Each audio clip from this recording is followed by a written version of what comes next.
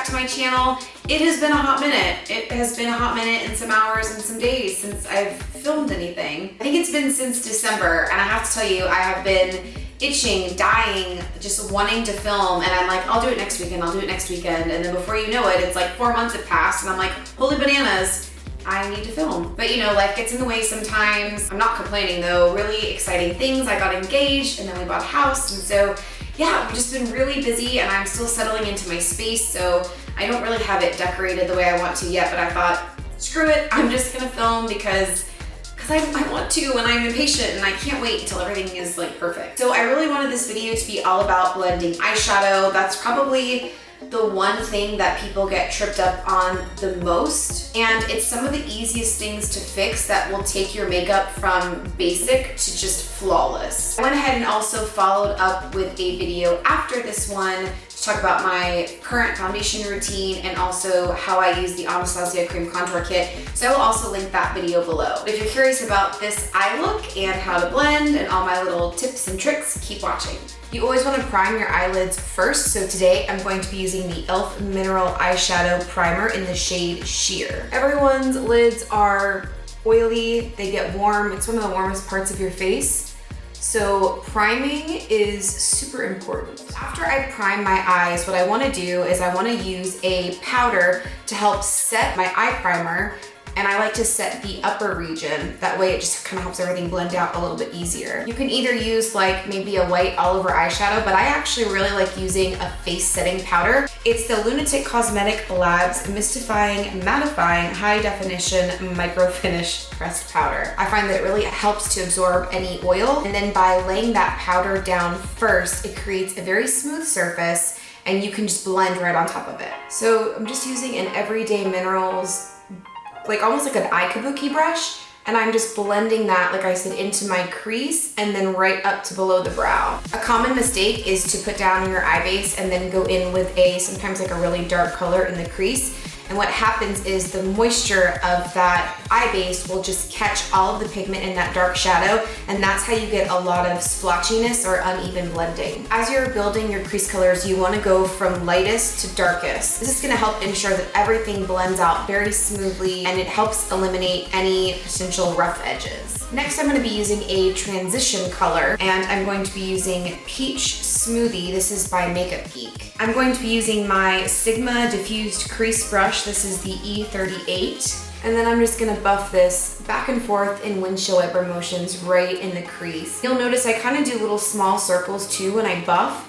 It really helps to blend that product into the crease. When I get to the outer corner, I just kind of do these little circles and I pull it up and out towards the tip of my brow. You've probably heard the term transition color used a lot, and you can see it's just a little bit darker than the natural color of my eyelid. By taking this color and building it into the crease, it just helps to transition all of your eyeshadows seamlessly from one to the next, and it also helps keep that splotchiness from happening where the pigment just kind of sticks and doesn't settle well. Once you get the hang of this too, you'll start working through these colors a lot quicker. It can seem kind of excessive to use so many colors when you blend, but I actually think in the long run, it goes a lot quicker, because when you make that mistake with a color that's too dark, you spend so much time trying to blend it out, and then you end up just wiping it off and starting over, or you know, just trying to make it work any way you can. So next I'm gonna go into my crease with a shade that's just slightly darker than the last one that I used. This is another MakeupGeek eyeshadow, and it's in the shade Frappe. Depending on how dark you eventually want your crease to be, you can just keep layering the same product on top of itself, and it'll really build up that intensity. You'll notice I'm always doing these kind of circular motions back and forth, and then these little circles. Sometimes I'll drag it in a little bit onto the lid too, just to make sure that everything is nice and even and connected. Once I've got my basic shape down, I'll go along the edges and blend that out a little bit too. That way I have that nice fade out. It's gonna make the eyes look a lot bigger, and it's not just gonna kind of stop short at the lid. You can honestly stop here. Again, it just depends on how smoky or how dark you're wanting to go on your eye color. And for the sake of today's tutorial, I'm gonna keep going because I wanna show you how I get a really dark and blended crease, but on my more natural days, I'll just do something like this and then pop on a lid color, or you could just do some liner and mascara. call it a day. So I'm gonna keep building out to a slightly darker shade, and the next shade that I'm gonna use is another MakeupGeek eyeshadow. If you can't tell, I love their matte eyeshadows.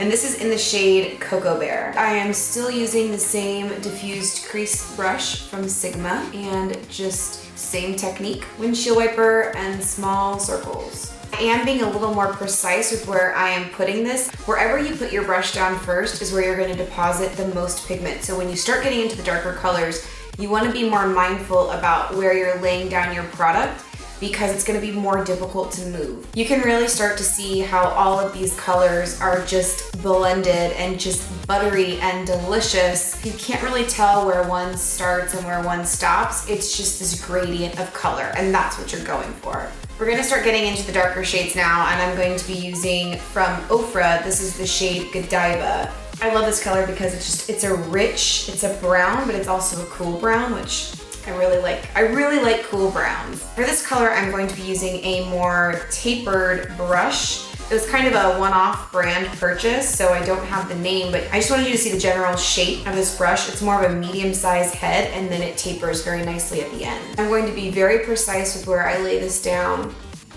So I'm just kind of lightly brushing it into the areas that I want this color to go. And then once I feel like most of the product is off my brush, I can be a little more aggressive with blending this into the crease. And whenever I get to that outer corner, I do little circles and I just pull that out towards the tip of the brow. I'm gonna take another sweep of color. I'm gonna go back with the same brush, and I'm also going to just hit the corner of my lid and take that out a little bit so that it just kind of connects with the crease. After I've blended that in, I'm going to go back with a big, fluffy, synthetic brush. I like a larger head on this one. And I'm really just gonna go in and buff out all of the colors to make sure everything is blended really well. You'll notice with the darker shades, I don't take them all the way over and in. I concentrate them in the outer corner, and then I start to kind of fade them out once I hit midway. This just really helps to open and brighten the eye. Again, it's totally personal preference. I find that keeping the darker colors kind of up and out helps to open the eye instead of close it off and make it look heavy. And lastly, I do want to add a little bit of black to the outer corner to really give it some depth. So I'm going to be using this same kind of unknown brand, this little flat corner brush. And then I'm going to be using this shade. It's called Triple Black, and again, it's from Ofra. It's very pigmented, so I just kind of lightly dip my brush and then give it a little flick.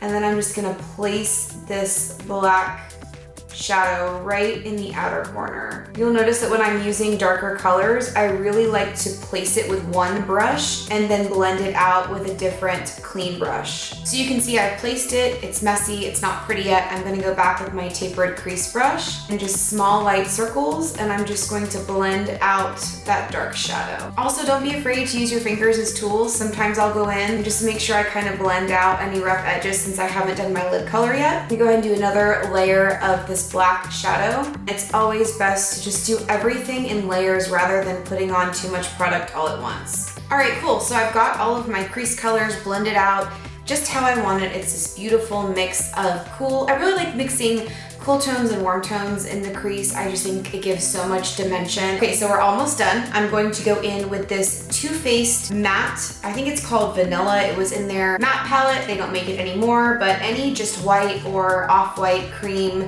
You can do shimmer, you can do matte, whatever you want. Just a lighter color to highlight below the brow will work fine. I'm gonna use this little flat lid color brush from Too Faced and dip it into this matte shadow. And I'm really gonna press that right below my eyebrow. And then I'm just blending out. This also helps to find and diffuse all of those beautiful crease colors and just fades, and I just love it. I'm also gonna pop a little of this right in the inner corner and blend that up towards the brow as well. As needed, you can always go back with your crease diffuser brush and just run over everything.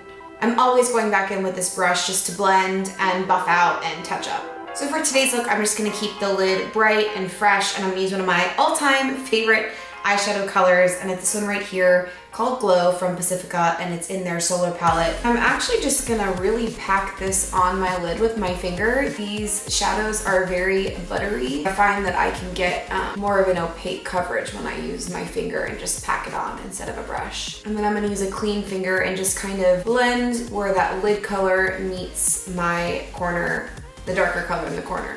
I am gonna smudge up below the lash line just a little bit. I'm gonna go back with my Ofra Godiva shadow, and I'm going to use this little flat definer brush from Sigma. It's the E15. And I'm gonna take that and I'm just gonna stamp it right in between the lash line. I don't want a really heavy, smoky look for the lower lash line. I just wanna give it some definition so that the bottom doesn't feel unfinished. Next, I'm going to take this other little Sigma brush. This is one of my favorite little brushes, and it is the Sigma Shader Crease brush. It's the E47, and I'm going to use my Frappe color from MakeupGeek. And I'm just going to blend and soften that line. This way it's nice and diffused and just gives a little bit of a shadow without being too harsh or too defined. I'm also gonna take a little more of that Pacifica Glow color and just run that right along the inner bottom lash line. Now you can do whatever kind of liner you want. You can do a heavy line up top, you can line your waterline.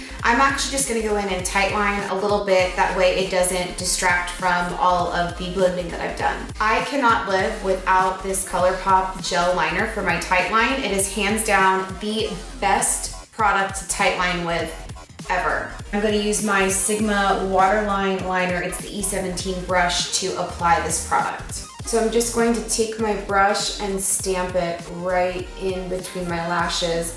And I'm going from the underside. So I'm just gonna go ahead and give my lashes a little curl. It makes a huge difference, trust me. Before I go in with mascara, I'm gonna take a little Q-tip and some of my favorite eye makeup remover. This is the Beauty Without Cruelty. It's a waterproof makeup remover. Really love this stuff. What I'm gonna do is I'm gonna take this Q-tip and just run it below the lower lash line and kind of roll it to help pick up any excess product. And then I'm really just going to pull this and bring it out. This will really help create a shape with your eyeshadow. So for example, if you really like that clean, really crisp line, you can actually just take this, and depending on what angle you pull, you can just get that sharp line. I don't want it too sharp, so I'm not gonna pull it up too aggressively, but I am gonna shape my shadow just a little bit, and I'm really cleaning up this area, and then I'll use my finger just to kind of soften, and then just kind of blot that out. This is the point where you can apply lashes if you'd like. I'm going to use my favorite mascara, which I am almost out of. This is the Too Faced Better Than Sex mascara. I love it, it's one of my favorites. I really wanna get in there and just kind of lock that right at the lash line and wiggle and pull through. That's it, we're all done. All right guys, that wraps up my blending 101 video. I hope you liked it, I hope you learned something cool and new and different. And if you take anything away from this video, just know to be patient with yourself. Most of the times people's eyeshadow is like so close to being amazing, they just give up on blending a little too soon. As always, if you have any questions or comments, leave it in the box below. And if you have any ideas or what you want to see in future videos, let me know. Thanks again so much for watching. Don't forget to like and subscribe and all the things. And of course, I'm on all social media as The Makeup Effect, and I'm especially active on Instagram and Snapchat. I'm usually filming like little mini tutorials on Snapchat, so definitely find me there. Thanks for watching, and I'll see you soon. Bye.